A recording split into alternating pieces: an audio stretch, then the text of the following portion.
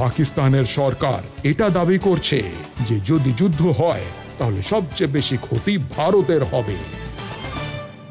আরিফ সাহেব, এই যে খোয়াজা আসিফ, যিনি পাকিস্তানের ডিফেন্স মিনিস্টার, উনি বলেছেন যে আমাদের দেশ তো আল্লাহর নাম দিয়ে তৈরি হয়েছিল, আমরা আল্লাহর বান্দা, হিন্দুস্তানি ফৌজের কাছে যতই শক্তি থাকুক না কেন আল্লাহ আমাদের রক্ষা করবেন। যদি ওরা ইসলামের বিষয়তে একটুখানিও জেনে থাকেন তাহলে জানবেন আল্লাহ তো হলেন রব্বুল আলামিন, রব্বুল মুসলিমিন তো নন উনি, যে উনি শুধুমাত্র মুসলমানদের সুরক্ষিত রাখবেন। এই পৃথিবীতে সবাই তো ওনারই। সুহৃদম সর্বভূতানাম, গীতায় বলা হয়েছে যে উনি তো সবারই মিত্র, সবারই বন্ধু। কোরআনে বলা হয়েছে যে ওনার মর্জি ছাড়া একটি পাতাও নড়তে পারে না। তাহলে আল্লাহর বানানো দেশ যখন টুকরো ভাগ হয়ে গেল তখন আল্লাহ কেন বাঁচাতে এলেন না? সেই জন্যই কেন বাঁচালেন না? কেন বাঁচালেন না? এই জন্যই বাঁচালেন না কারণ এটা শুধু তাদের মস্তিষ্ক প্রসূত একটি ভাবনা ছিল যেটা তার আল্লাহর নাম নিয়ে চালানোর চেষ্টা করেছিল। যদি তুমি আল্লাহর নিয়ম মেনে চলতে তাহলে আল্লাহ অবশ্যই অবশ্যই তোমায় সুরক্ষিত রাখতেন।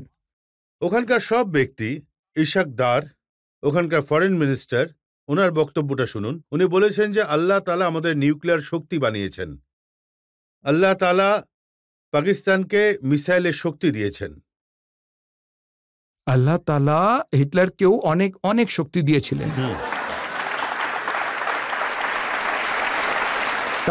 তারপর ওই হিটলারের কি পরিণতি হয়েছিল? আমি একটু আগেই আপনাকে কোরআনের কথা শুনিয়েছিলাম।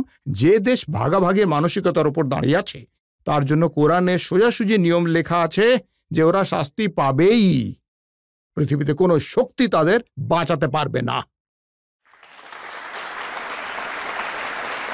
ওখানকার যিনি রেলওয়ে মিনিস্টার, যদিও রেলওয়ের ডিফেন্সের সাথে কোনো লেনাদেনা নেই, তা উনি বলছেন যে আমাদের যে মিসাইল আছে তার নাম হলো গৌরী, শাহিন, গজনভি, এগুলো সব আল্লাহর মিসাইল, আর এগুলোর মুখ ভারতের দিক করে রাখা আছে। পাকিস্তানের খুব নাম করা এক বুদ্ধিজীবী উনি বলেছিলেন এই গজনভি আর গৌরী তোমাদের আত্মীয় হন নাকি? এটা আমি বলছি না।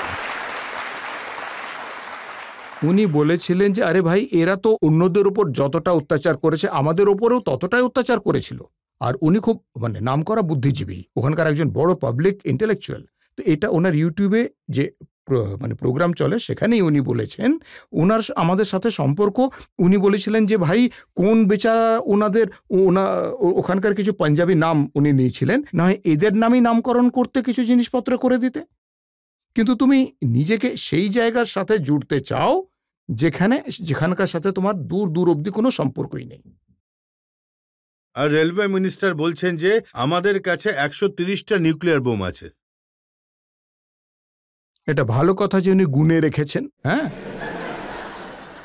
খুবই ভালো কথা। কোন দেশের রেলওয়ে মিনিস্টার কি করে জানবেন যে কটা নিউক্লিয়ার মিসাইল আছে?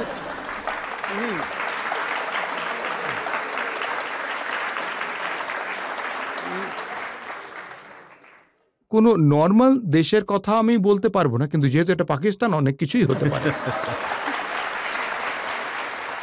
কিছু বছর আগে তারিফ ফতেহ আপকে আদালতে এসেছিলেন, তখন ওনাকে বলেছিলাম পাকিস্তানের নিউক্লিয়ার মিসাইলের ব্যাপারে। তখন উনি আমায় বলেছিলেন যে রাজত সাহেব, আপনি চিন্তা করবেন না, ওদের নিউক্লিয়ারের ভেতরে ফালুদা ভরা আছে। আচ্ছা, আমাকে একটা কথা বলুন, যখন আপনি নিজে কোনো রকম অনুসন্ধান, নিজের পরিশ্রম দিয়ে যদি নিজের অস্ত্র না বানিয়ে থাকেন, আপনি ওটা ডিজাইন অন্য কোথাও থেকে চুরি করে এনেছেন, যেটা ওনারা অস্বীকারও করেননি, আমি দোষারোপ করছি না। চুরি করে নিয়ে আসা ডিজাইন, আর যে ব্যক্তি চুরি করে নিয়ে এসেছিল তিনি ওখানকার উচ্চপদস্থ কেউ ছিল না, মাঝামাঝি স্তরের কেউ ছিল। তাহলে এই বিষয়ে তো অবাক হওয়ার কোনো জায়গাই নেই যদি পরবর্তী কালে জানা যায় যে ওর মধ্যে সত্যিই ফালুদাই ভরা আছে। যখন প্রধানমন্ত্রী মোদিজি এই শোতে এসেছিলেন, ওনার সাথেও কথা হয়েছিল আমার। তখন উনি বলেছিলেন যে আপনি নিশ্চিন্ত থাকুন, আমি লাহোরে গিয়ে চেক করে এসেছি, ওখানে কিছুই নেই। আমি আমি আমার প্রধানমন্ত্রীর কথার উপরে বেশি বিশ্বাস করব অন্য যে কোনো ব্যক্তির কথার থেকে। কিন্তু আজ আমাদের সৌভাগ্য যে আমাদের সাথে একজন এত বড় এক্সপার্ট আছেন। এয়ার চিফ মার্শাল সাহেবকে জিজ্ঞেস করব, আপনাকে জিজ্ঞেস করতে চাই, আপনার কি মনে হয় পাকিস্তান তার নিউক্লিয়ার শক্তির ক্যাপাবিলিটির ব্যাপারে এত বড় বড় গল্প বলছে, গজনবী আর শাহিনের ভয় দেখাচ্ছে? ওনারা অবশ্যই একটা নিউক্লিয়ার শক্তি, কিন্তু ওনারা যেভাবে করে সবসময় বলেন, খুব ছোট কিছু হলেও যখনই কোনো কথা ওঠে, যখন পাকিস্তানের ওপর ভারতের তরফ থেকে কোনো সংকট এসে পড়ে, তো সোজা নিউক্লিয়ারের দিকে আঙুল দেখায়। তো ওনাদের ম্যাচুরিটি লেভেল, ওনাদের দায়িত্ব জ্ঞান are being a responsible state as a nuclear power, সেই হিসেবে শক্তি খুব কম। আর এটা পুরো পৃথিবীর দেখা উচিত যে ছোট ছোট ঘটনায় ওরা প্রথমেই বলে আমাদের কাছে নিউক্লিয়ার অস্ত্র রয়েছে। তাই ওনাদের কথায় যত কম কান দেওয়া যায় তত ভালো। যদি আপনি অনুমতি দেন তাহলে আমি আরেকটা কথা জুড়তে চাই। বলুন। যে মজার ব্যাপার হলো যে ওনাদের যে কমেডি শোগুলো দেখানো হয়, সেখানেও আর আমাদের কাছে মানে উনি একদমই ঠিক কথা বলেছেন মহামান্য জজ সাহেব আমাদের, যে ওনাদের মুখে সবসময় এই একটা কথাই লেগে থাকে যে আমাদের কাছে অ্যাটম বম রয়েছে। আজকাল সবচেয়ে চর্চিত বিষয় হলো ভারতবর্ষ যে সিদ্ধান্ত নিয়েছে জল বন্ধ করে দেওয়ার, আর ওখানকার প্রাইম মিনিস্টার বলেছেন যে আমাদের জল বন্ধ করে দেওয়া মানে হলো যুদ্ধ ঘোষণা করা। আর সবথেকে ইন্টারেস্টিং কথা বলেছেন বিলাওয়ার ভুট্টো। উনি বলেছেন যে সিন্ধু নদী সনাতনের প্রতীক, সিন্ধুর জল আটকে দেওয়া সনাতন ধর্মের বিপরীত। মোদি তো সনাতন ধর্মের এত অনুগত, তাহলে উনি কেন জল বন্ধ করছেন?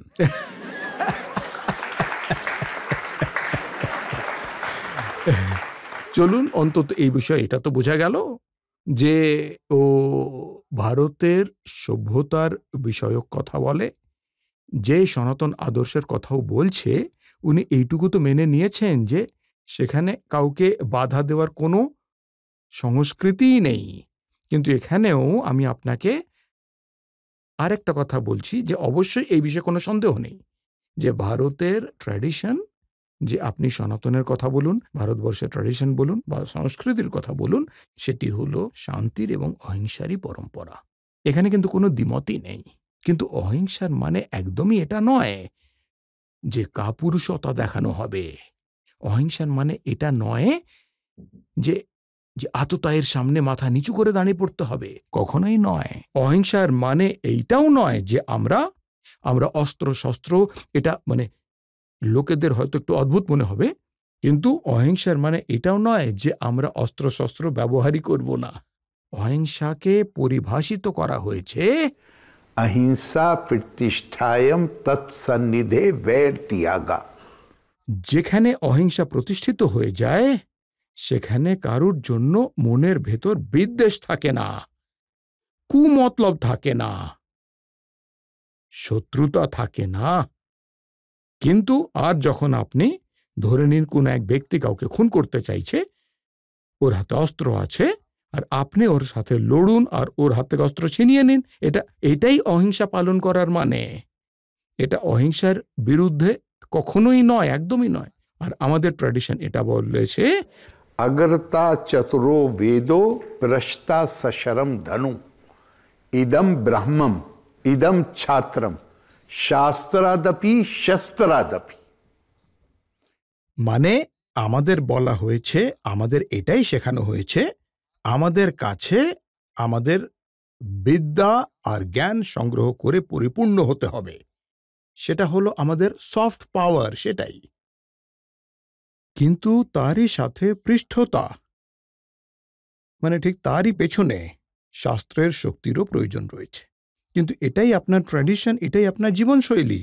যদি আপনার ওপর আপনার জীবনশৈলীকে ধ্বংস করার জন্য যদি কেউ আপনার ওপর মানে কোনো আততায়ী যদি এগিয়ে আসে, তাহলে আমাদের বলা হয়েছে যে প্রথমে কথা শক্তি প্রয়োগ করো, ঠিক আছে তো, অপরপক্ষকে বোঝানোর জন্য।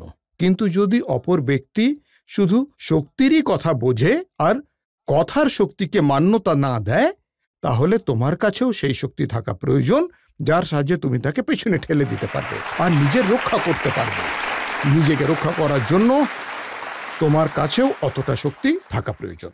তো আমি এটা বিশ্বাস করি যে ইতিহাসে হয়তো আমরা কিছু ভুল করেছি, কিন্তু আজ আমাদের যতটা ক্ষমতা রয়েছে সেই হিসেবে আমরা আমাদের সুরক্ষার প্রস্তুতি নিয়ে রেখেছি। আমার মনে হয় যে আমরা প্রস্তুত। আর বলছি আরিফ সাহেব, আমরা এয়ার মার্শাল সাহেবকে জিজ্ঞেস করি যে আমাদের প্রস্তুতি কতটা বা কিরকম।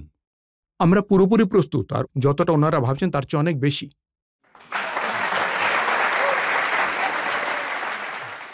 স্যার, আমার প্রশ্ন হলো যে আজকাল এই যে কথাটা যেটা পাকিস্তানে ঘুরে বেড়াচ্ছে, ওনাদের অনেক নেতারা এটা দাবি করছেন যে কনফ্লিক্টের পরিস্থিতিতে, যুদ্ধের পরিস্থিতিতে চীন ওদের কথার মতন ওদের তরফ থেকে আমাদের সাথে যুদ্ধ করবে। কেন আমরা এটা নিয়ে আলোচনা করব? প্রতিটা দেশে তাদের আলাদা আলাদা সমস্যা রয়েছে। তাদের সমস্যা তো মেটাতে পারছে না তারা, অন্যদের কেন পা ধরে টানাটানি করবে? কেন মাথা ব্যথা নেবে অন্যদের? এই বিষয়ে ওবেসি সাহেব একটা খুব ভালো কথা বলেছেন। উনি বলেছেন যে এরা ইসলামের কথা বলে কিন্তু চীনের সাহায্য চায়, সেই চীন যারা মুসলমানদের জোর করে শুয়োরের মাংস খাওয়ায়। এখন যখন ওয়েসি সাহেব বলছেন তখন এটা ধরে নেওয়া যায় যে উনি ভুল কথা তো বলবেন না, কিন্তু আমি আরেকটু কিছু বলতে চাই যে ওনারা কখনো এটা ভেবে দেখেন না যে ওখানে ওই একটা প্রভিন্স আছে, ওখানে কি জাতীয় অত্যাচার প্রতিদিন খবরের কাগজে ছাপা হচ্ছে। তো সেই বিষয়তে আসিফ মুনির সাহেবের ওদের ইসলামিয়াত নিয়ে কোনো চিন্তা হয় না যে কি ধরনের অত্যাচার করা হচ্ছে তাদের উপর? আসলে ওনাদের ধর্মটা হলো কনভিনিয়েন্সের ধর্ম। ওই ব্যক্তিদের ধর্মের মানে তো এটাই হলো যে এটা আপনার ভিতের বিষয় যে दर्द दिल के वास्ते पैदा किया इंसान को वरना तात के लिए कुछ कम न थे कर्म। মানে গাছপালাও তার জন্য প্রার্থনা করছে।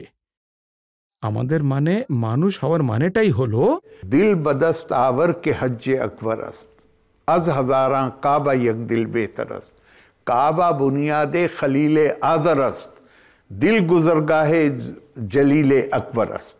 মানে যে কোনো একজনের মন জেতা সেটা কারো প্রাণ নেওয়ার মতো সহজ নয়। ধর্মের যেটা শিক্ষা আমরা পেয়ে থাকি সেটা হলো যে মানুষের মন জয় করো, আর একটা মন জয় করার মানে হলো একটা মন জেতা, যে মাহাত্ম্য জেতার 1000 বার হজ করার থেকেও সেটা কিন্তু অনেক প্রভাবশালী।